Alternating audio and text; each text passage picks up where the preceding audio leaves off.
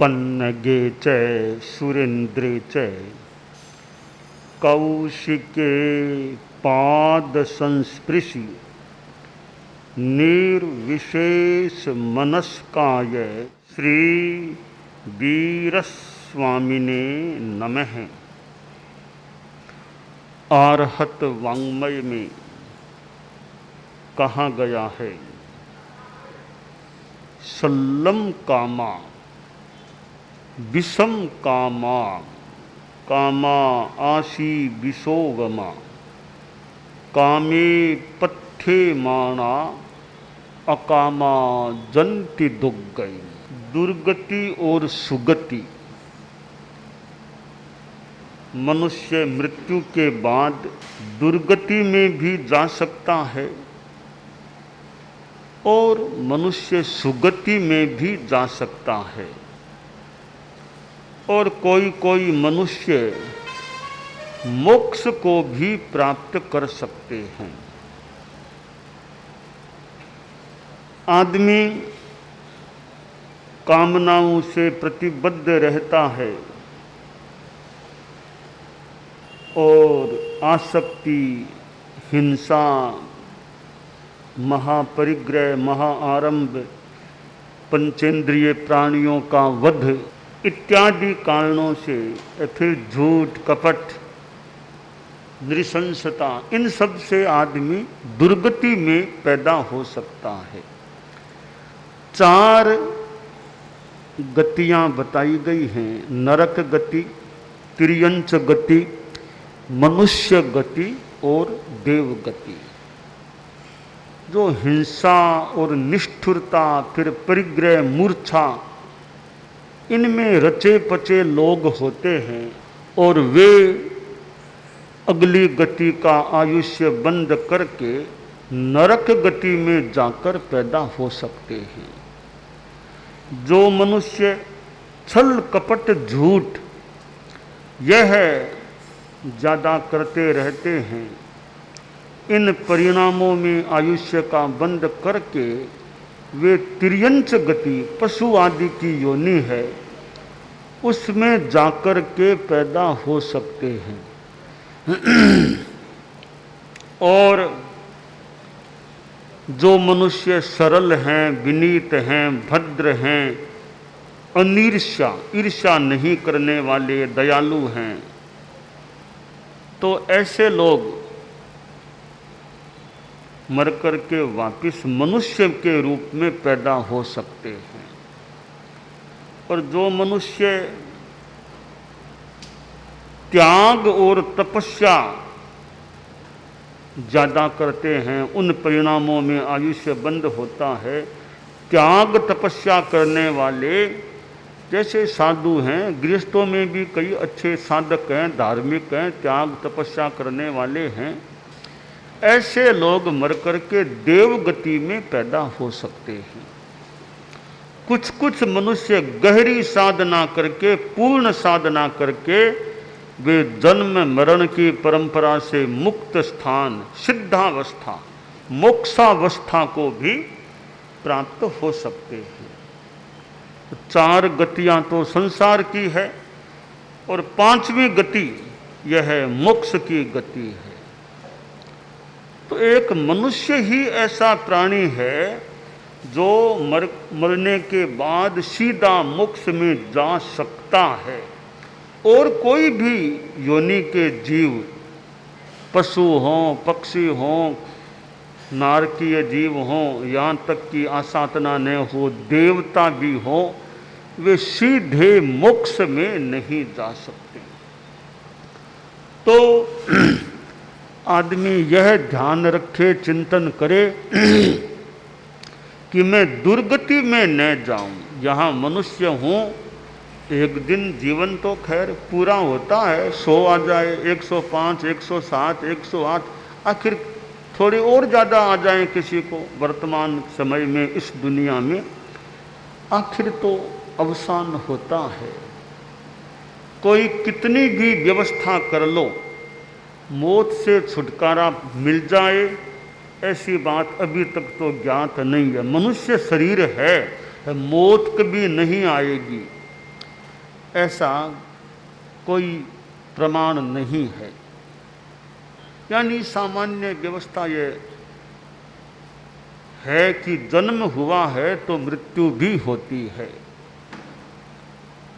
कहा गया, स्वर्ण भस्म के खाने वाले इसी घाट पर आए, दाने बीन चबाने वाले इसी घाट पर आए, गगन ध्वजा फहराने वाले इसी घाट पर आए, बिना कफन मर जाने वाले इसी घाट पर आए।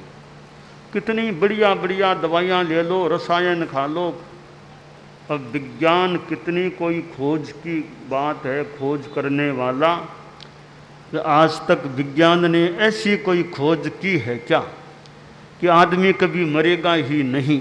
ऐसी दवाई, ऐसी चीज़ है, ऐसे तत्व हैं, ऐसे एलिमेंट्स तत्व हैं, उनको ले लो फिर आदमी कभी मरेगा ही नहीं।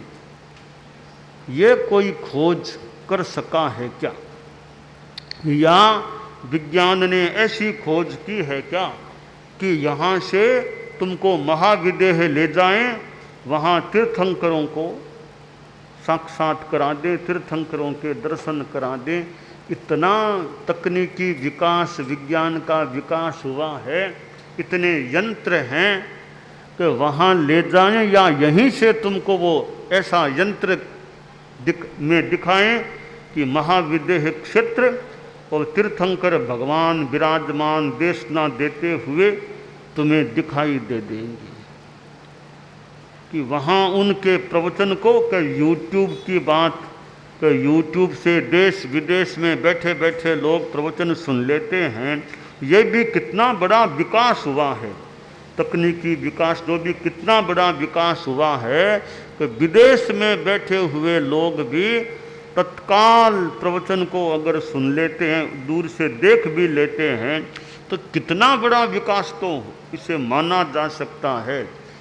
तो वो विकास अभी तक है क्या कि महाविदेह में श्रीमंदर स्वामी का प्रवचन हो रहा हो, तो वो भी कोई यूट्यूब या कोई ऐसा कोई है क्या कि वो प्रवचन भी साक्षात सुनाई दे दे, श्रीमंदर स्वामी दिखाई दे दे, या कोई महाविदेह में ले जाए, वहाँ बिठा दे समवसरण में, तो यहाँ भगवान के दर्शन कर लो और प्रवचन भी सुन लो, देशना को सुन लो।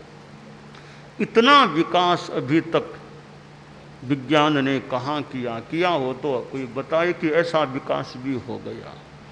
तो विज्ञान भी अपने आप में एक तत्व है। कैसे सच्चाई को खोजना, कैसे सच्चाई को एकदम सटीक रूपेण, सबल रूपेण, प्रमाण रूपेण प्रदर्शित कर देना, यह जो वैज्ञानिकता है, यह सत्य की खोज की जो बात है, अपने आप में महत्वपूर्ण चीज है। अध्यात्म जगत है, वहाँ भी केवल ज्ञान तक की बात आती है, अतीन्द्रिय ज्ञान की बात आती है। केवल ज्ञान हो गया, फिर एक जगह बैठे बैठे कौन तीर्थंकर क्या प्रवचन दे रहे हैं और क्या देंगे, वो सब साक्षात ज्ञात आश्रय हो सकता है।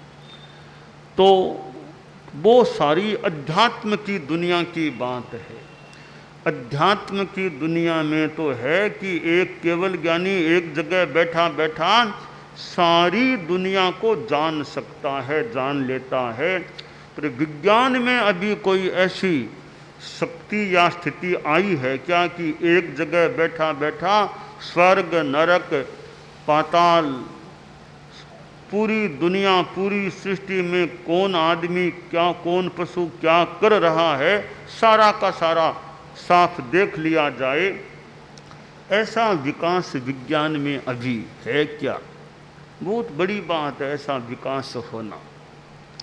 हमारे शास्त्रों में कितनी कितनी बातें आती हैं, वे शास्त्रों की बातें, उनके आधार पर भी जब विज्ञान और प्रयास करता है तो कुछ तथ्यों को जान भी सकता है। तो अध्यात्म और विज्ञान, अध्यात्म का लक्ष्य अलग हो सकता है, विज्ञान का लक्ष्य अलग हो सकता है। मार्ग कहीं अलग हो सकता है, कहीं मार्ग मिल भी सकता है, कई रास्ते बीच बीच में कहीं मिल जाएं फिर वे अलग अलग हो जाएं, ऐसा भी हो सकता है।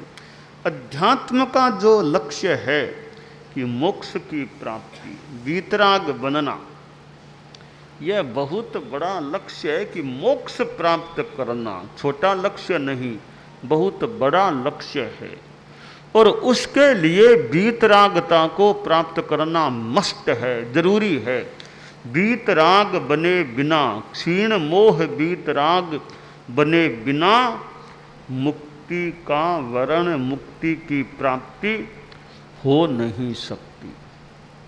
तो अध्यात्म शास्त्र में जो कहा गया है कि सल्लम कामा विषम कामा कामा आशी विषोमा, ये जो काम हैं बाह्य, जो शब्द रूप गंध रस स्पर्श है, इनके प्रति जो आसक्ति है, कामना है, वो कामना भीतर से नहीं छूटती है, बाहर से छोड़ना भी कुछ त्याग तो हो ही सकता है। ऐसा लगता है कि ऊपर से उपयोग नहीं करता, यह भी एक संयम है, पर भीतर से भी आसक्ति न रहे, भीतर में भी कोई आकर्षण नहीं बाह्य पदार्थों के प्रति, आदमी बहिर्मुख न रहकर अंतर्मुख बन जाए, कोई आसक्ति का शल्य न रहे और फिर पूर्ण वीतरागता आ जाए, उसके बाद तो मुक्ति मानो प्रतीक्षा में खड़ी है, तैयार है। उस जीवन के बाद,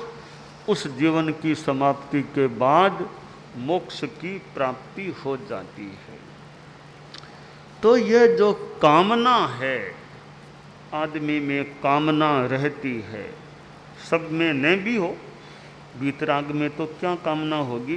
सामान्य मनुष्यों में भी कई बड़े साधक लोग होते हैं, संत महात्मा होते हैं, जिन्होंने काफ़ी कामना के सागर को पार कर दिया है, दुस्तर सागर को तर लिया। काफ़ी अंशों में थोड़ा कुछ और अवशेष रहता है, वो भी फिर साधना करते करते कभी तीर्ण हो सकता है। गृहस्थों में भी कई बड़े अच्छे संतोषी जीव मिल सकते हैं, कईयों में कामना, लालसा, लोभ हो भी सकते हैं।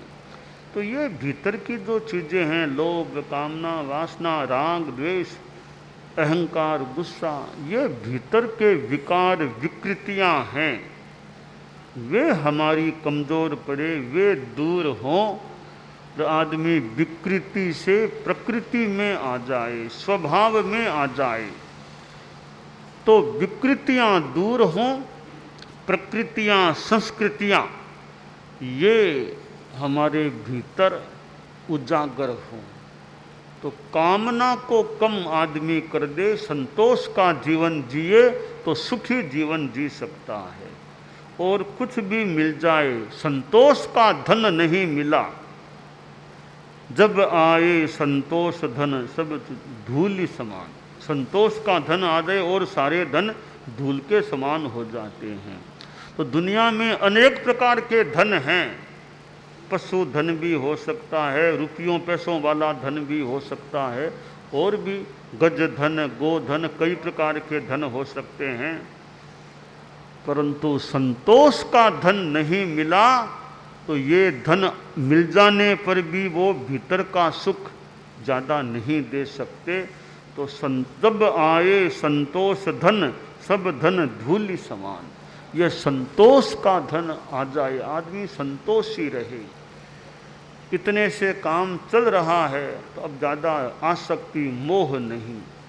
तो यह जो संतोष है वो बड़ी चीज़ है। संतोष का आदमी अभ्यास करे, अलोभ के द्वारा लोभ को, संतोष के द्वारा लोभ को जीतने का प्रयास करे। इच्छाएं हैं, इच्छाएं तो आगे से आगे बढ़ सकती हैं। इतना मिल गया कि थोड़ा और मिल जाए, थोड़ा और मिल जाए, थोड़ा और मिल जाए। यह इतनी इच्छा लालसा है कि आदमी को मूल से भी कहीं यानी बहुत नुकसान में डाल सकती है। एक राजा था, तो राजा के पास एक आदमी आया, किसी के साथ वो पहुंच गया। राजा से मिलना भी मुश्किल था, पर कोई आदमी जिसका राजा के साथ निकट का संपर्क था उसका माध्यम मिल गया और वह साधारण आदमी राजा के पास चला गया। वो राजा का जो परिचित आदमी था उसने कहा, महाराज कोई गांव का आदमी है, ज़्यादा कह रहा था कि आपके राजा के पास जाना चाहता हूँ, तो मैं लेकर आ गया। तो राजा ने कहा ठीक है, अच्छी बात है, बोलो और कोई बात हो तो बताओ। बोला महाराज मुझे ज़मीन चाहिए, गरीब हूँ, कुछ ज़मीन दिला दो आप। राजा यूँ दयालु था और उदार भी था। तो राजा ने मंत्री को कहा, रे अपने राजधानी के बाहर जो ज़मीनें, बहुत ज़मीन है, तो हम राजधानी की सीमा जहाँ संपन्न, जहाँ बोर्ड लगा हुआ है राजधानी की सीमा संपन्न होती है, वहाँ के बाद की ज़मीन इसको दिखा दो, दे दो। तो पूछा भी कितनी ज़मीन चाहिए? ज़मीन तो थोड़ी अच्छी मात्रा में चाहिए। तो राजा ने कहा ऐसा करो, जो राजधानी का समाप्ति का जो बोर्ड लगा वहाँ से तुम जितनी दूर दौड़ लगाओ, दौड़ लगाते जाओ, जितनी दूर तक जाकर के वापस राजधानी की सीमा में आ जाओगे, वो सारी ज़मीन तुम्हें दे दी जाएगी। तुम दौड़ो, जितनी दूर दौड़ दौड़ के वापस शाम को सूर्यास्त होने से पहले पहले, तुम भले सूर्योदय होते ही दौड़ना शुरू करना, सूर्यास्त होने से पहले पहले जितनी दूर जाकर वापस आ जाओगे राजधानी की सीमा में, वो सारी ज़मीन तुमको दे देंगे। हमारे राजकीय आदमी वहाँ तैनात रहेंगे, वो देखते रहेंगे, जितनी दूर तुम जाओगे वो जहाँ से फिर लौट कर सीमा में आ जाओगे, पूरी ज़मीन तुम्हारी। ये मेरी ओर से निर्णय है। तो बहुत बड़ी कृपा हो गई। तो अगले रोज़ कई अधिकारी लोग साथ गए, भैया अब सूर्योदय होने वाला है, अब यहाँ से तुम दौड़ो, चलो, जितनी दूर जाकर वापस सूर्यास्त से पहले पहले आ जाओगे वो ज़मीन तुम्हारी है। राजा जी का कथन स्पष्ट हो गया है। अब वो अधिकारी लोग भी थे, जगह जगह आदमी खड़े थे, अब यहाँ से तुम चलो। अब वो आदमी चलने लगा, चलने लगा, चलते चलते 20 किलोमीटर चल गया। सोचा अब तो लौटूं, अब 20 और जाना पड़ेगा, 40 हो जाएगा। तो सोचा 5 तो और चल लूँ, मुझे 5 और ज़मीन मिलेगी। 5 और चला, सोचा 2-4 और चलूँ, इतनी और ज़मीन मिल जाएगी। और चला, यूँ करते करते दिन के कोई 2 बज गए। अब वापस आना पड़ेगा। तो चल जाते समय तो खूब उत्साह से चल गया, अब लौटना था, अब पाँवों ने जवाब देना शुरू कर दिया। तो राजधानी की सीमा के आने से 10-12 किलोमीटर पहले वो इतना गहरा थक गया, अब तो वापस जा नहीं सकता। सूर्यास्त वहीं हो गया। अधिकारियों ने कहा कोई ज़मीन तुमको नहीं मिलेगी, तुम वापस आ नहीं पाए। राजा जी के पास रिपोर्ट दी कि महाराज इस आदमी को तो 1 इंच भी ज़मीन नहीं दी जा सकती, आपका आदेश था वापस सीमा में आ जाओगे, सूर्यास्त से पहले पहले उतनी ज़मीन दे दी जाएगी। यह तो वापस आ ही नहीं सका, बीच में सो गया, बैठ गया, तब तो ज़मीन नहीं मिलेगी। सही बात है। तो उसको कहा रे तुम इतने क्यों चले? कि बाप जी लोभ आ गया, और ज़मीन ले लूँ, और ज़मीन ले लूँ, और करते करते 1 इंच भी ज़मीन नहीं ले सका। क्यों नहीं ले सका? संतोष नहीं था, वो लालसा इतनी, और ले लूँ, और ले लूँ। तो वरना 10-12 किलोमीटर 15 किलोमीटर चल कर वापस लौटता, उतनी ज़मीन तो मिल जाती ना। पर अभागा आदमी 1 इंच की ज़मीन भी नहीं ले सका। तो संतोष धन नहीं होता है, तो कई बार और धन भी काम के नहीं रहते हैं। संतोष धन बड़ा धन होता है। तो शास्त्र में जो कहा गया कि काम है, सल्लम कामा विषम कामा, कामा आशी विशोवमा, तो ये कामना मूल है, पदार्थों की कामना। वो कामना आदमी को कई बार खराब कर देती है, आत्मा को भी पतन की ओर ले जाती है, और व्यवहार में भी नुकसान हो सकता है। तो संतोष, निष्कामता आए, आदमी कोई कार्य करे, सेवा भी करे, तो वहाँ भी निष्कामता हो, दान भी करे किसी को तो भीतर में निष्कामता हो, वरना थोड़ा दान दिया तो मैंने दिया मैंने दिया मैंने दिया, वो मैंने में आदमी इतना उसके कामना, नाम की कामना रह जाती है। तो किसी का कुछ उपकार कर दिया तो बात बात में गिनाना, मैंने तुम्हारा ये किया मैंने तुम्हारा ये, गिनाना क्या। अच्छा काम करके भूल जाओ, नेकी कर कुएं में डाल, किसी का भला कर दिया तो भूल जाओ, किया तो कर दिया, बार बार कहना क्या कि मैंने किया मैंने किया मैंने किया। तो गतम कृतम न मन्ये, किसी का उपकार करके अपने मुंह से बार बार ये गिनाना, यह बढ़िया बात नहीं। तो आदमी अच्छा नेकी कर कुएं में डाल, अच्छा काम किसी का कर दिया है, उपकार कर दिया, और उसको बार बार इस रूप में याद मत करो कि मैंने किया मैंने किया। ठीक है, तुम्हारे में शक्ति थी, तुमने कुछ कर दिया किसी का भला, तो अब बार बार गिनाना नहीं। तो यह भी कामना कि मैं बार बार गिना के मेरा नाम करूं।